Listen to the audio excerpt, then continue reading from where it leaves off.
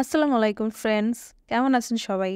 আমি ভালো আছি আলহামদুলিল্লাহ। আজকের ভিডিওতে আপনাদেরকে দেখাবো যে একজন ওয়ার্কিং উইমেনের দিনগুলো আসলে কেমন কাটে। এই সপ্তাহে আসলে অফিসে লাঞ্চ পার্টি ছিল, মেনুতে ছিল প্রথমে এই রায়তা সালাদ, এটা আমার খুবই ভালো লাগে। এরপর ছিল লাল লাল চিকেন কষা, এটাও খুব ভালো হয়েছে। এরপর ছিল তেহারি, তেহারিটাও খুব দুর্দান্ত হয়েছে। সবগুলো রান্নাই আমাদের ছোট ভাই আয়তুল করেছে। রান্নাগুলো আসলেই অনেক ভালো ছিল।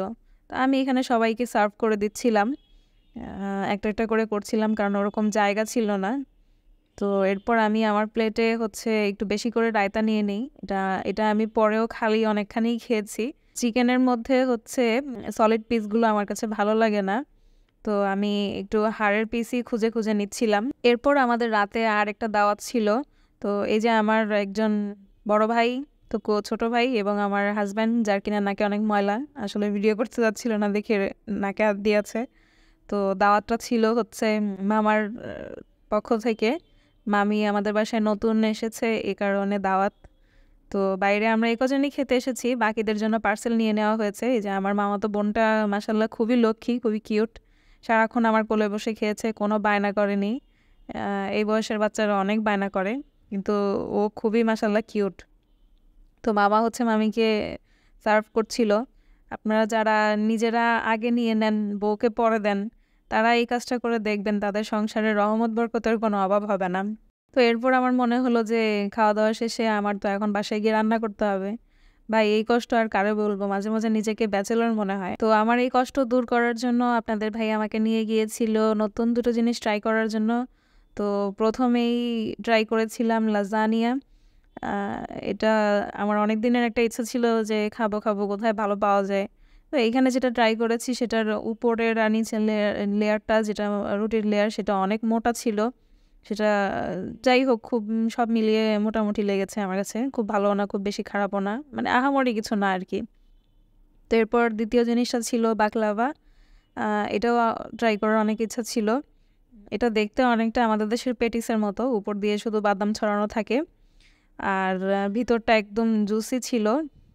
উপরটা একদম ক্রিস্পি আর ভিতরটা একদম জুসি। মুখে দেওয়ার পরে মনে হয়েছিল যে একদম সব মিলিয়ে যাচ্ছে, আর গুঁড়োগুলো একদম, মানে আমি মুখ খুলতে পারছিলাম না, যে মনে হচ্ছিল সব গুঁড়ো গুঁড়ো হয়ে পড়ে যাবে, এই জন্য মুখ বন্ধ করেই খাচ্ছিলাম। তো এরপর রাতে একটা পার্সেল এসেছে ozerio.com থেকে।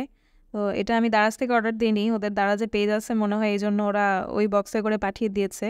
তো একটা থানাকা ফেস প্যাক নিয়েছি। এটা হচ্ছে হাত পায়ের একদমই যত্ন নেওয়া হয় না, আমি যদিও ব্রাইটনিং প্রোডাক্ট ইউজ করি না।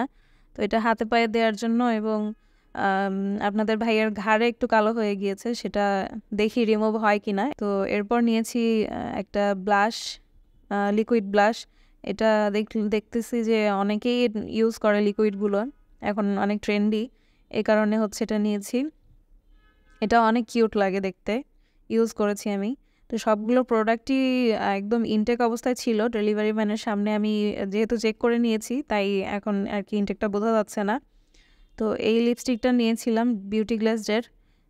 এটা আমার একটা শাড়ির সাথে একদম পারফেক্ট ম্যাচ করে, এজন্য এই এই শেডটা নেয়া। নর্মালি আমি এরকম টাইপের শেড ইউজ করি না, অনেক লাইট ইউজ করি। শেডটা খুবই সুন্দর, এখানে খুব একটা স্পষ্ট বোঝা যাচ্ছে না, একটু ডিপ জাম কালার হবে, কিন্তু এখানে একটু খয়েরি খয়েরি বোঝা যাচ্ছে। আমি কেন এরকম হচ্ছে আমি জানি না, হয়তো বা ডিসপ্লের কারণে হতে পারে। এটার নাম ছিল হচ্ছে পলি 113 নাম্বার শেড, খুবই সুন্দর একটা শেড। এরপরে হচ্ছে একটা আইব্রো শেপার মনে হয়, এটা নিয়েছি। এটা যদিও আমার জন্য না, এটা হচ্ছে ছেলেদের দাড়ি কাটার শেপ করার জন্য অনেক ভালো হবে, এই কারণে আপনাদের ভাইয়ের জন্যই এটা নিয়েছি। আর এই তো এই এই কয়টা প্রোডাক্টই নিয়েছি। মোটামুটি ভালোই রিজনেবল প্রাইসে পাওয়া যায়, এর আগেও অনেক কিছু নিয়েছি। তো এরপর আমাদের ছুটির দিন শুরু হয়ে যায়। ছুটির দিনের সকালে আমরা প্রপার নাস্তা করে ছাদে চলে যাই চা নিয়ে। এই টাইমটা আমরা খুবই ভালোভাবে এনজয় করি। এরপর হচ্ছে দুজনেই দুজনের মাথায় তেল দিয়ে দিই। বিকালবেলা মনে হলো যে একটু ফুচকা খাবো। তো ফুচকাটার পানিটা যে সেটা বানাবো হচ্ছে পুদিনা পাতা দিয়ে। তো আমার নিজের গাছ থেকে আমি পুদিনা পাতা নিয়ে নিলাম। এরপর একটু তেঁতুলের টক দিয়ে দিব। তো তেঁতুলের টক এবং আর বাকি যা যা লাগে সব কিছু দিয়ে একবারে ব্লেন্ড করে নিব। ব্লেন্ড করে নিলে ওর মধ্যে যে হালকা পুদিনা পাতার একটা স্মেল আসে সেটা আমার কাছে খুবই ভালো লাগে। তো বাসায় যেহেতু হুট করেই প্ল্যান করেছি যে ফুচকা খাবো, তো এখন তো ডাবলি বা ঘুগনিটা করা সম্ভব না, এজন্য আলু দিয়েই করেছিলাম। খেতে আলহামদুলিল্লাহ খুব একটা খারাপ হয়নি, ভালোই হয়েছে। এভাবেই সপ্তাহের একটা মাত্র ছুটির দিন কিভাবে যে শেষ হয়ে যায় বুঝতেও পারি না। তো এর পরের দিন দুপুরবেলা লাঞ্চ করতে করতে ফেসবুকে দেখলাম যে আড়ং-এর সেল শুরু হয়ে গিয়েছে। তাই সন্ধ্যাবেলা এত ভিড়ের মধ্যে রাস্তায় একদম হাঁটার জায়গা নাই, এরকম জ্যাম, ভিড় ঠেলতে ঠেলতে গেলাম হচ্ছে আড়ং-এর একটা আউটলেটে। অফার প্রাইজের প্রোডাক্টগুলোতে কোনো প্রাইস ট্যাগ নাই, সবগুলোই উঠানো, হোয়াইট কালারের পেপার দেয়া। তো এটা তো একটা প্রতারণার মতো, তাই না? আর যে জিনিসগুলো পছন্দ হয় সেগুলো হচ্ছে রেগুলার প্রাইজের, তো সেগুলো ফ্রেশ কন্ডিশন না, এজন্য আর নেওয়া হয় নাই। কিন্তু ইচ্ছা করে নাই, যখন ফ্রেশ কন্ডিশনের জিনিস আসবে তখন নিব। পায়জামা আর হচ্ছে এই জুতাটা পছন্দ হয়েছে, এইগুলোই নেওয়া হয়েছে পরে। এই তো এই কয়দিনের ভিডিও এইভাবেই দেখালাম, এগুলোই করি সারা সপ্তাহ ভরে, এরকমই যায় এক এক শিডিউলে। তো দেখা হবে নেক্সট ব্লগে। টাটা।